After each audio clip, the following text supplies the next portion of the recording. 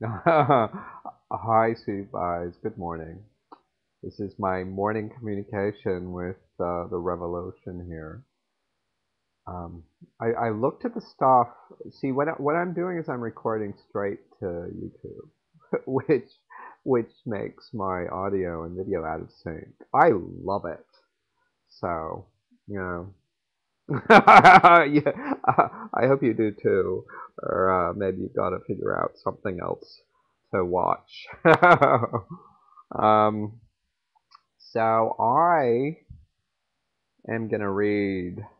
So there, one of my subscribers, Audrey Boston. Um, I she has always given me these really supportive kind of comments. Especially when I was under attack from the very angry transgender women. And, now I've really upset Audrey. I'm sorry, Audrey. Um, and, I just need to respond to her. So let me just read what Audrey wrote yesterday. So, now, why should lesbians ever smile at male looking people? Women should not be required to be welcoming to the male we don't know. You have to answer for the crimes men have committed against the lesbians. And the thing that distinguishes people born male is that they seem to want to invade lesbian or radical lesbian space. It's like, oh, Audrey. See, this is the whole point that I've been trying to get across from Wendy Brown and Judith Butler. Um, Kind of post-queer, post-lesbian kind of thinking. And that is, um, when you want revenge, when you say men have to answer for the crimes, um, I saw that everywhere in lesbian identity politics. Men have to pay. Men have to answer for the crimes. But that's Wendy Brown's whole point, is this desire for revenge, which she traces back to Nietzsche's slave morality. This, having an other that you channel your hatred at. That is policing of identity. That is where gender comes from. That gender, all identity comes from. So my paraphrasing of Nietzsche is, I resent, therefore I am. That's where we come from. Those are the shackles. Those are the shackles that are keeping us down, is those resentments. Because you're creating another entity.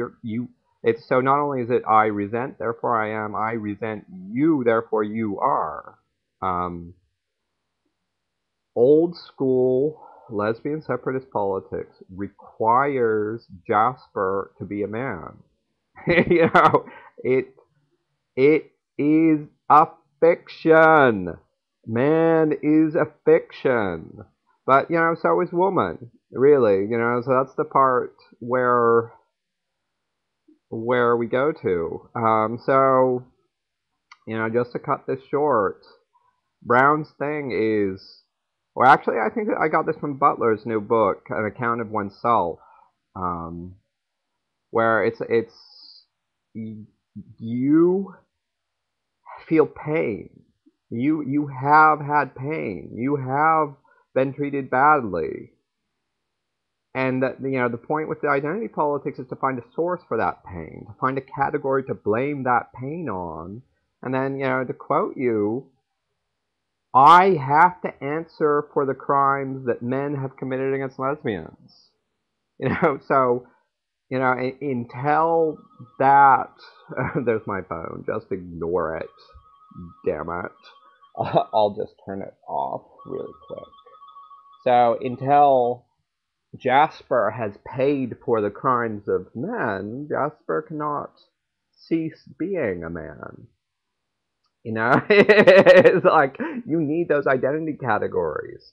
You need them until that revenge is exacted, until revanche, until Nietzsche's revengeful resentment, and You know, the point is that's the glue. That's the glue of society. It's not the patriarchy. It's not the things up on top. It's those resentments we carry in our hearts. Those resentments that we project upon other categories. That's where the binary comes from. It's not some metaphysics of binary. It's not some idealist philosophy. The binary is my group against your group. That is the basis of social structure. That is the basis of oppression. That is, there will never be an emancipation. There will never be a lesbian separatist emancipation. I'm sorry, because you just create the hatred. You fuel the hatreds. It's the emancipation of the Croats against the Serbians. Yeah, and the Serbians are emancipated from the Croats. They'll just continue taking a pound of flesh out from each other. It's when they cease those identities of Croat and Serbian that they'll be able to get further. Okay, well, thank you for listening to my moralizing, Audrey. I hope you stick with me. I'd love to have you in my reading group. Um, we'll be reading about these things. You're perfectly welcome to have a dissenting voice. I encourage that actually. So, bye bye, sweetie pies. Um,